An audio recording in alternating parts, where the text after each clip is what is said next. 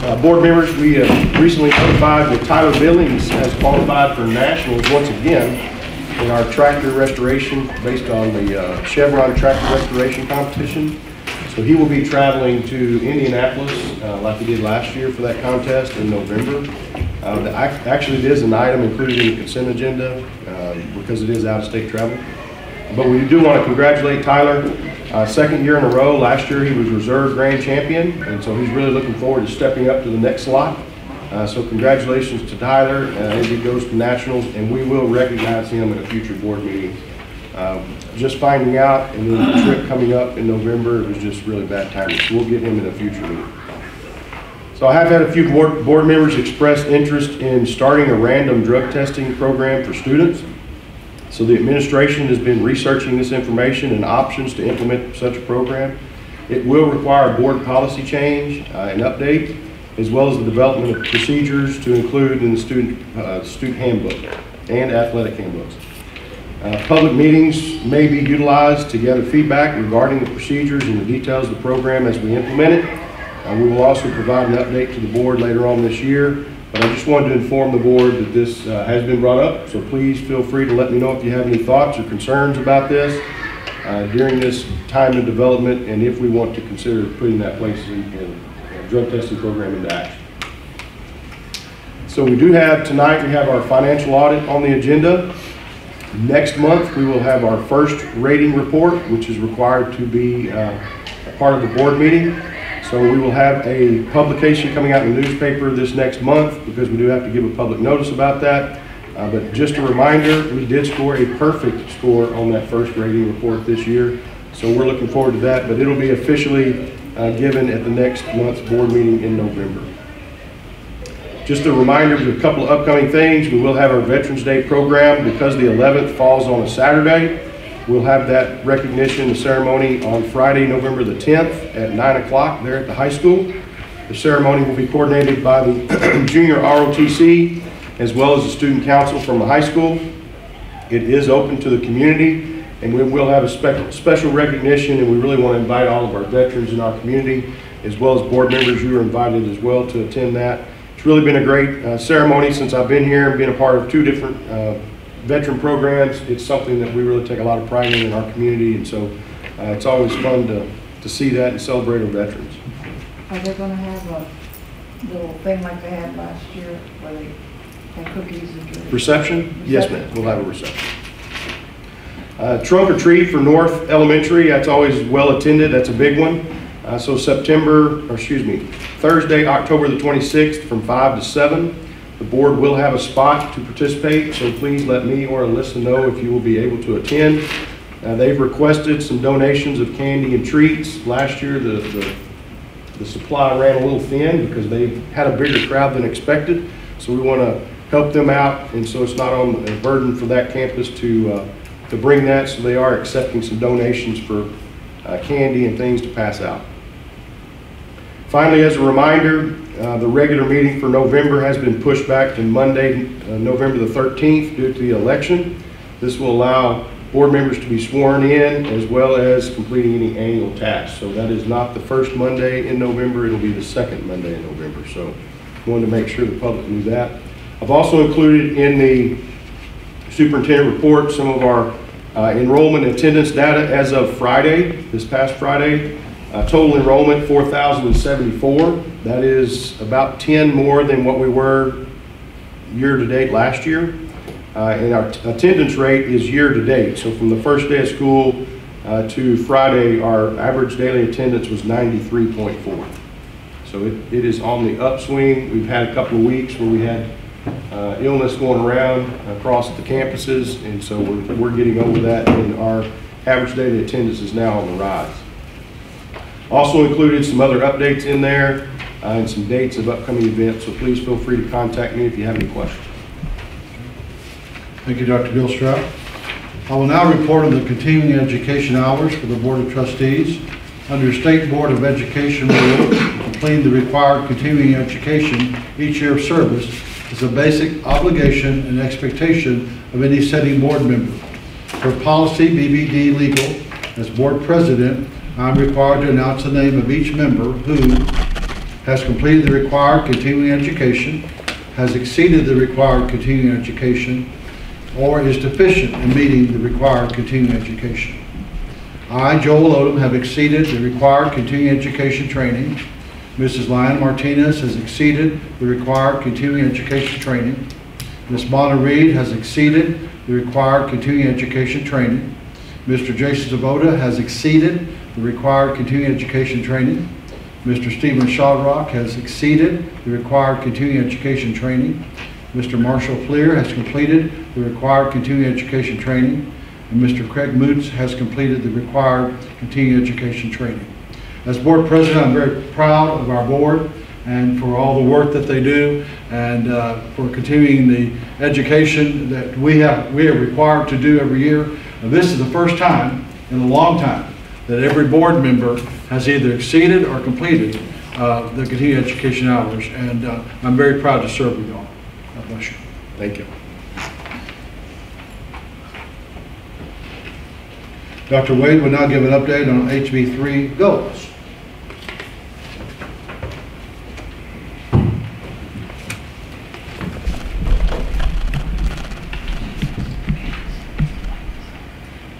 Good evening, President Odom, Dr. Gilstrap, board members. Tonight we'll give you a brief report on the status of House Bill 3 goals. House Bill 3 from the 2019 legislative session required boards to adopt 5-year goals for early childhood and college career military readiness, otherwise known as CCMR. The board adopted these goals in March of 2020, right before we had a little event called COVID. Since that time, we've had changes in the accountability system, which I shared last month, and the STAR testing system, which has been shared also, that have affected those calculations. We're excited that we're in the 4th year of this, so next year we'll be coming to you with new goals unless something changes with the legislature, which is always likely. So first of all, the early childhood goals are for 3rd grade only, 3rd grade reading and 3rd grade math. These goals are based solely on STAR scores, which the board received an in-depth report about assessment last month, so I'll keep this very brief. For the 3rd grade, this is a meets level performance, and our target for 2023 in this 4-year of the 5-year cycle was 48%. We did not meet that goal. We did meet the goal last year with 49%, but we did drop to 36%, and as you remember, 3rd grade reading and math was the area where we saw some declines across the board in the district. The state also had a decline of 1%. I've listed for you there some of the plans that are put in place to help us meet that goal next year. I don't know which way I'm going, but there we go. 3rd grade math, the goal was 52%. We did not meet that goal. However, we did improve by 3 percentage points to 31%.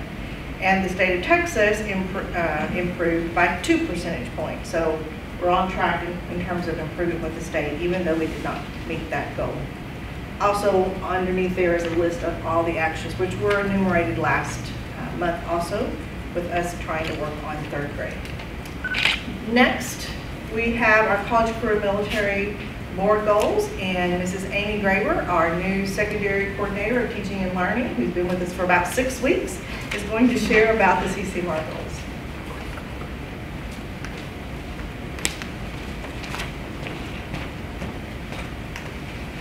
Good evening, Dr. Odom, Dr. Gilstrap, and members of the board. Real quick, going over some of the CCMR data as Dr. Wade mentioned. Just some ideas on how we can either be college ready or career ready. College ready is just those TSI, the dual credits, AP, and associate's degree. It's that simple. That's how we get those points. For career ready, it's those IBCs. And then our students with IEPs, if they have that, if they're workforce ready or if they get that advanced degree plan, which usually means Algebra 2. So that makes those college ready points. This year they are starting the military ready, so we have to work with recruiters to make sure that we get those DB forms and all that enrolled so we can get those points for our military students. So some of the updates is CCMR for the high school is now 40%. Of the STARS 40, CCMR, their CCMR points are 40, and then the dropout rate is 20. That kind of builds our high school. So some of the updaters to the indicators are those IBCs that our students can earn, which is industry-based certifications. Those options have changed. What the state says is workforce changes every 2 years, so our IBC list is going to be updated for our community. So our regions change. And so that is one thing that we as the high school are working together to make sure that we are staying current and updated in what we offer for IBCs at this point.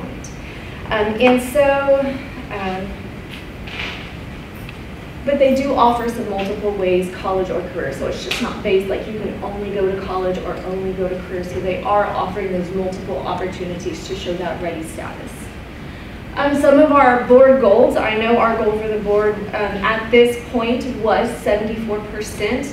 We are projected to score right around 57, and how we get that number is we look at our number of points that we have and we divide that by the number of graduates. And so currently we're sitting projected at 57. Of course, unless the accountability does change, then that number will change. Now, one thing that the state did kind of do right at the end of last year, January, they changed our target. So before 60% was the goal for an A, and now we have to score an 88% for that A. So the state kind of moved that line for us to hit as well. And so how do we get college ready, and what some of our strategies that we are working for it is we are intentionally trying to recruit for those TSI opportunities, SAT and ACT, really kind of looking at which students are ready and give them those opportunities. Create a live tracker for our cohort, so that way everyone's on board and everyone sees the information and that we're all communicating across the board. Some of the things is summer TSI prep for any student to include those incoming freshmen. As we saw tonight, some of our fabulous students, they started that in the 9th and 10th grade, so we want to offer that boot camp and those preps for those incoming freshmen, and that's one of our things to recruit early. We want to have school day SAT. Ms. Ackley has done a great job. She's coordinating an SAT for all 11th graders and whatever 12th graders have not taken at this point. We are recruiting those, and that is going to be on March 26th as of right now. Hopefully everything stays as planned. We are also having a dual credit night on October 17th to recruit more parents, get the information out, and just be as transparent as possible. Another way that our strategy for those college points is a a college fair to grab that interest. We want students to know what they want to do. Even if they're like my 27-year-old and still has no idea what he wants to do, at least gives them opportunities to see what they want. So what are some of our strategies for career ready? Well, we have some program visits with other school districts. What are some ideas that they have? What can we include? What can we incorporate, especially in that workforce with it ever changing? It's always to look and see what's working, what's not working, what bumps did you get through, so we're going to be working on that. Again, having that live tracker that incorporates everything and not just one thing at a time. We also want to look at early completion of a course catalog so we can market that program to study and market what we have available to our families to ask questions, to see what else we can fill in. And we want to collaborate with our special education department to align our PEMS coding to making sure that we have everything up to date. And then Alamo Academy's opportunities, that's a great opportunities for some kiddos, and so we just want to get that out there, publish it, and market it for our kiddos and our families. Some of our strategies for military readiness, I know Dr. Farnsworth added this in his newsletter for the week, but we advertising the recruiters, the ASVAB, having the recruiters come in and talk to our kiddos once they take that ASVAB, what it means. Where do they fall at? What are they interested in? And so really just kind of seeing what best fits for those kiddos with those recruiters. So we're also offering tests on ASVAB 2 times a year. So Ms. Ackley has done a great job coordinating that with our branches as well. And so it kind of falls into our advanced academics right after that. When we're looking at dual credit, as you know, our dual credit MOU is with Coastal Bend College. And so last year, it looks like we have earned 475 college credits for 22-23 school year. So that's phenomenal. We are down about 14 courses, but if you look at the number of students, they are also down per semester. So our kiddos are about average, so it's just recruiting that. So we're on very intentional recruiting as well. Our Alamo Academies switch. Here's our Alamo Academies. We did have 2 students last year earn a level 1 certificate from St. Philip's College, Aircraft Turbine Mechanic and Information Technology and Security Academy. So those were also opportunities for our kiddos to earn. How do we get that number up? We go from 11, 12, 10 down to 2. So the way we have to get that number up is really recruiting, because the bus leaves like at 6 o'clock in the morning, and it's just that commitment to get there super early to transport over there. Right now, that's the biggest gap that we've seen, is that early morning commute to the college and that commitment. It's a big commitment. Yes, sir, it is. Do we have some kids commit this year? We have some rosters, and Ms. Ackley did have a bunch of numbers on her rosters for each program study, because I believe we offer 5. But where we're at in the process, I could not. We have 3. 3 so far this year? Are you active this year? Yeah. 4. We have 4. Okay. And we're still recruiting. Thank you. Yes, I'm sorry. Our AP is down a little bit. I know it shows 0 in this. I'm just reporting the data. I don't know if I know it's good. We had 6 kiddos take those APs. I do know that we are pushing more dual credit than we are the AP, so those are good opportunities for our kiddos. I know the colleges are working to really align to where when they take the credits, they will transfer. And here's kind of just a summary of the dual credit in the Alamo Academies and those points that we've earned for the 22-23 school year.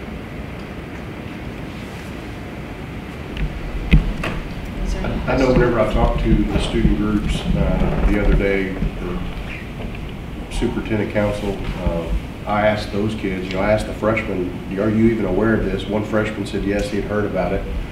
I asked them how, where, why, and they had a relative that was involved in it, and the counselors said, they remember that. But then whenever you go talk to the sophomores and juniors, our counselors have talked to them about it, so they were more aware of it. Of course, you don't start that program until later on in high school. I think we've got to do a little more educating, and it is a big commitment. But it's a great opportunity for them. It is. Absolutely. Tremendous opportunity. You really And want like diesel mechanics. Sure. Yes, sir. It's a great opportunity, but it's a commitment, and they cannot start until their junior year. Yes, sir. Thank you. Thank you. Dr. Wade will now give a report of the bilingual exception waiver.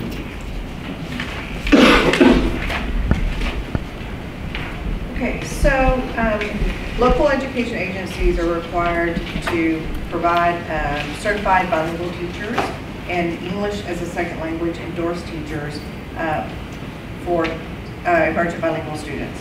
And if we are not able to do that, then we have to request an exception or a waiver. As I put in your board brief last week, we are able to have a certified bilingual teacher in all of our dual language classrooms. The high school has been able to come up with a creative solution for those emergent bilinguals by creating a specific English class for English as a English second language learners. However, we may have a need to do a waiver for the pre-K campus, for the early childhood campus. So Ms. Wagner has been out, and so we're going to meet with her just to make sure if we can come up with a solution. But I needed to let the board know that there is a possibility that we will have to apply for a waiver, which is due November the 1st. So you guys aren't going to meet before then, so I needed to notify you. One of our requirements, if we have to apply for a waiver, is to set aside 10% of our bilingual allotment for professional development. We have hired a bilingual specialist and program facilitator who part of his responsibilities, about 60% of his time, is to do professional development and coaching with teachers. So So we have met the 10% plus for that professional development. So this is just a notification. Are there any questions about that? Last year we did have to apply for a waiver, so I'm excited about the possibility of not. I just want to let you know just in case. Okay, thank you. Next on the agenda is item number 5, action items. First action item is the consent agenda. Board members, typical consent agenda with the exception of the out-of-state travel. As I talked about earlier, Tyler Billings will be traveling to Indianapolis, Indiana to participate in the Chevron National Tractor Restoration Show. So other than that is typical consent agenda, and the administration recommends the board approve the consent agenda as presented. I move to accept the administration's recommendation. Okay, Mr. Moose accepts the administration recommendation, and Ms. Reed seconds it. Any further questions? Okay, all in favor of accepting the consent agenda, let me know, raise your hand. 7-0. The next action item is to consider approval of the District 22-23 financial audit presented by Ms. Engel. Good evening, Dr. Gilstrap, Dr. Odom, and Board of Trustees. This evening I have Derek Walker here with me to walk you through the audit, the highlights from this past year, the 22-23 school year. Must be approved by the board by November 27th. So I will turn it over to Mr. Walker.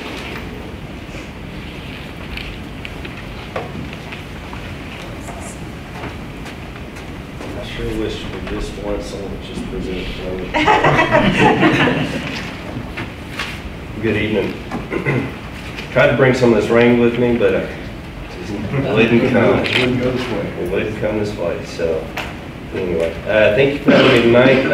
As mentioned, I'm here to present the June 30th, 2023 audit. We're talking report cards. The district, in our regards, receiving that. Did a great job during the year, and just I'm going to keep this kind of short and sweet, if that's okay with y'all, and go over our opinion letters, and then also some fund balance numbers, and then some budget numbers, if that's okay with y'all. So, do y'all have your audit report, or do y'all have it online, or? Okay. Perfect. So on page 4 and 6. This is our opinion letter. We have 3 different opinion letters in here. One's on your basic financial statements and whether they present fairly in all material respects the operations of the district during the year.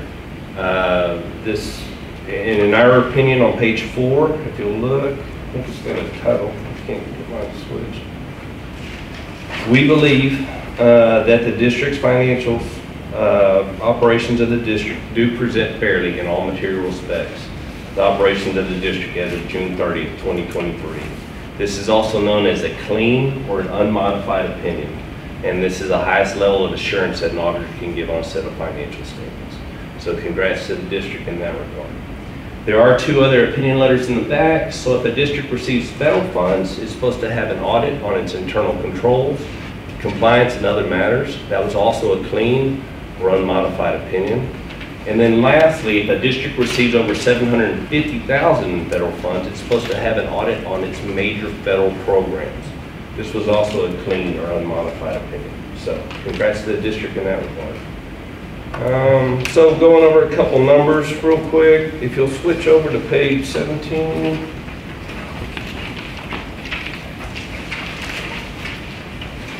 Sorry, page 18. So this financial statement is how you see your budget every month, or how y'all make budget amendments, etc. This is considered a profit and loss or an income statement for us business owners. It just presents the operations of the district, and it shows what your total revenues were for the year, your total expenses, the change, revenues less your expenses, and your ending fund balance. So I'm just going to go over that first column real quick. This is your general fund. This is your major fund. This is where pretty much all your property tax money comes into, state funding, etc. And this is where the majority of your expenses are paid out of. 4 lines from the top, you can see total revenues were just under $38 million. Going down 3/4 of the way, total expenditures was $37.6 million. And then the change in fund balance was actually an increase this year of $430,000. Y'all see that? So this left y'all with an ending fund balance in your general fund of $11.8 million. So it's good to see, we like to see an increase in fund balance. It's a good indicator that the district's living within its means. Putting a little weight, but it's also too, if it does decrease one year, that's not a big deal. It's just kind of like having a savings account, you know what I mean? You know, you wait and buy that new Suburban for your wife, or, you know, whatever it may be, so. Speaking of that, Yeah. do we have some money aside for, your earmark for buses?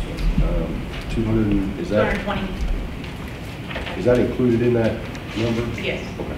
All right. So yes, 220, it's on another page, so there is that earmarked, it's just that, that was Yes, on that's the on committee. the Yes, ma'am. So that's included in that 430 number? It's included in the 11.8 million. Yes. Yes, sir. Your next fund is your debt service fund. Of course, this is the fund that's used to collect your property tax money and service your debt payments.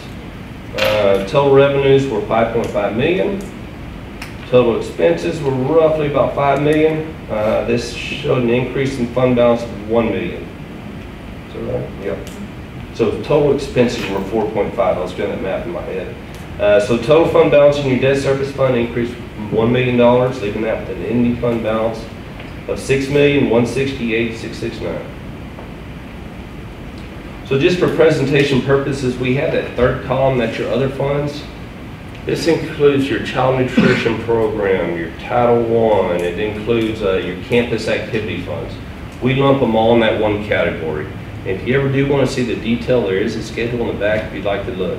But looking at all those total other funds, total revenue was 9.7 million, total expenses were 9.4 million, increase in fund balance of 324,000, leaving those funds with just shy of the $2 million fund balance.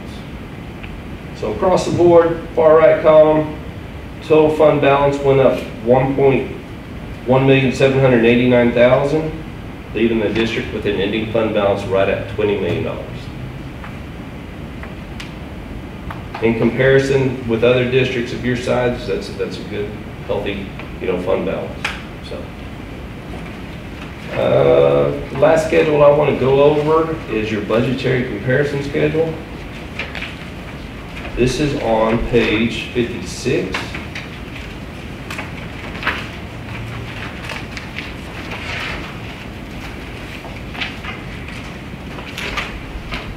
The very first column is your original budget. That's usually done right before the start of the new year. It's in June of 2022. And then during the year, you'll have those budget amendments. That second column represents an amended budget. Third column is your actual amounts. And fourth column is your variance between your actual amounts and your amended budget. So looking at total revenues again, total revenues came in, I'm looking at the far right column, 476,000 more than what was anticipated. Total expenditures came in 56,000 more than what was anticipated. There were two budget over expenditures in your general fund. One was a result of a new accounting standard that we had to implement. And that was in the regards of operating leases, and there was a building, right? Yes. There was a building that we had to record as an expense this year. And that threw y'all over in that function 51, that $111,000. Was it the portable building? Yes, it's the portable buildings. It's the right to use the, yeah, it's just the way you have to account for it. Yeah, so y'all are normally used to doing it on cash in, cash basis, and this is just one of those oddities that kind of happened. So I just want to mention that because when I do that TA closing letter, that will be in there.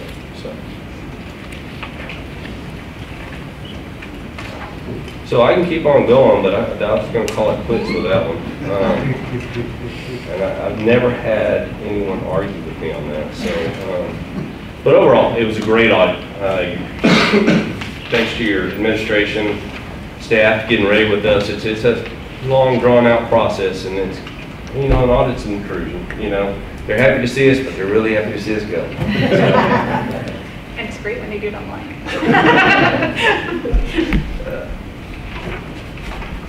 Okay, that's all I have. Our numbers are on the top of our letters. If y'all ever do have any questions or concerns, thank y'all for responding to our surveys. We do like to track y'all down if y'all don't.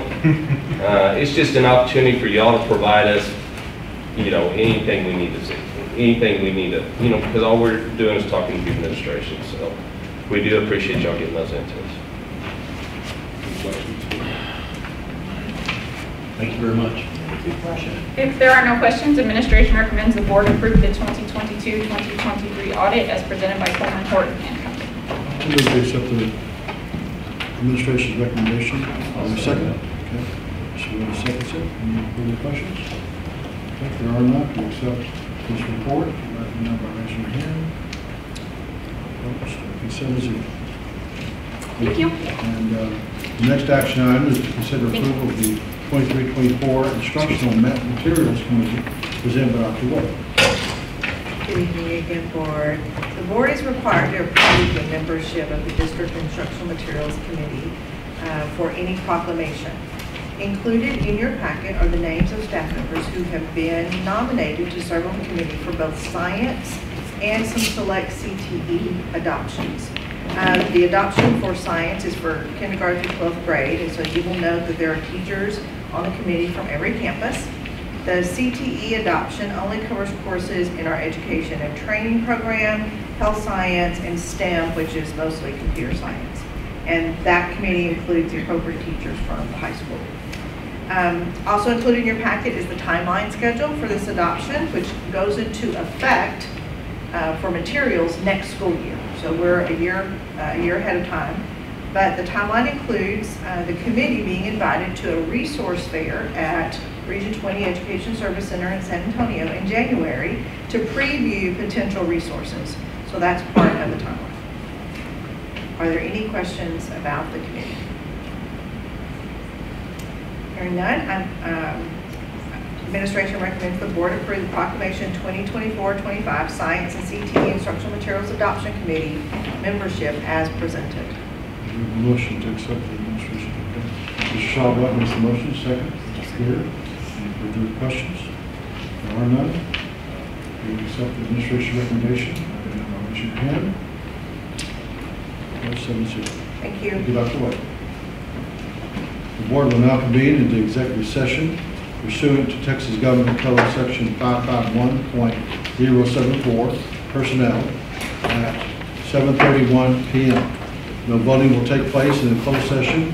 Any action the board wishes to take as a result of discussions in closed session will take place after the board reconvenes in the open meeting.